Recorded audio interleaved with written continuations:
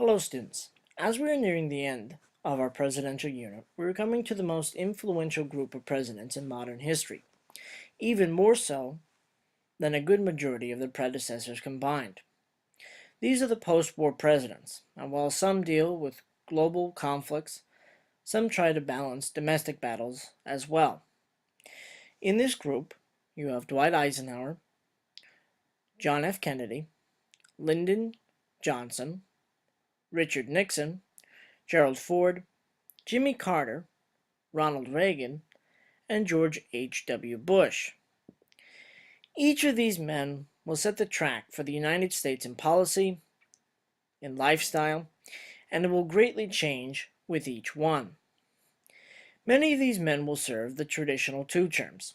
Some will be racked by scandal, political upsets, and assassination. Let's get started with our first.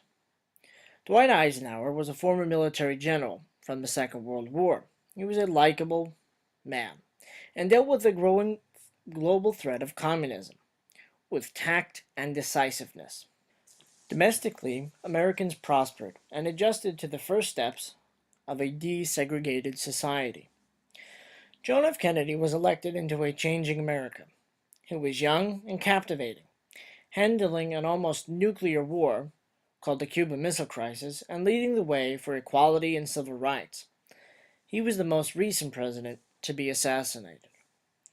Lyndon Baines Johnson kept a lot of Kennedy's goals when he assumed the presidency and continued championing for civil rights and people living in poverty.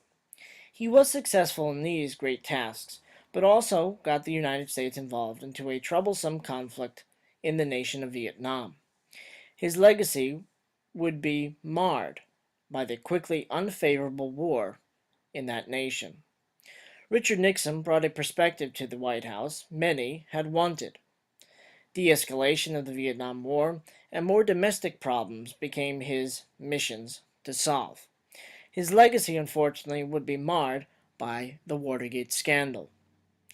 Gerald Ford was never actually elected and was the person of stability after the Watergate scandal.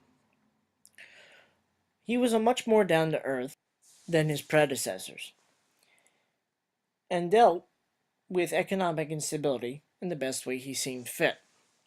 James Carter was an outsider and won on the notion of being an outsider's perspective. This was much needed for our nation at the time. That would also prove to be a problem, too. More economic instability and domestic issues would prove to be too much for one man to handle. Ronald Reagan entered with a different perspective of policies and set to fixing many of the problems of the past decade.